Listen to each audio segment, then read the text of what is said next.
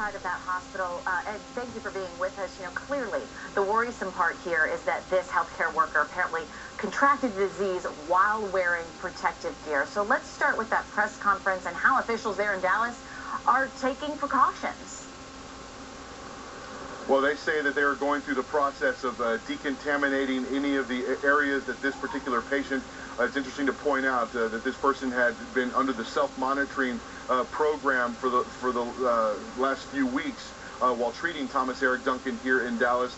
The female healthcare worker reported a low-grade fever on Friday. They say within 90 minutes she had driven herself back here to the Presbyterian Hospital in Dallas. We saw the hazmat teams here this morning decontaminating some of the open areas and the parking lot areas where this particular person apparently had driven themselves to.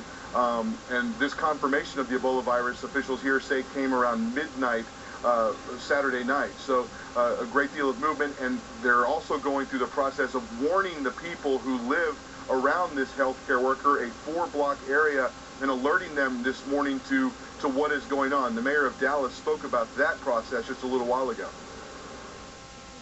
We have knocked on every door in that block and talked to every single person that came to the door, explained what has happened and what we have done so they will not be afraid of the hazmat unit.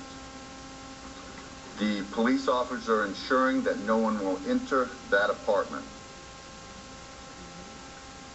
Later this morning, we will also go back and knock on every door of that neighborhood to make sure there are any questions and we catch everybody.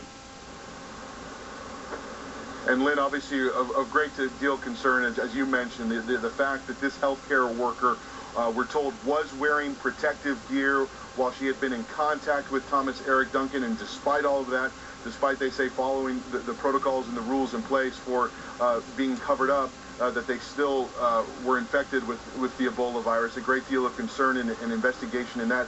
And now also the process of gathering the contacts that this particular person had come in contact with to begin the monitoring process of those people. So, you know, a great deal of work kind of resumes again now, and trying to work on that contact list and getting in touch with all of the people and begin that monitoring as well.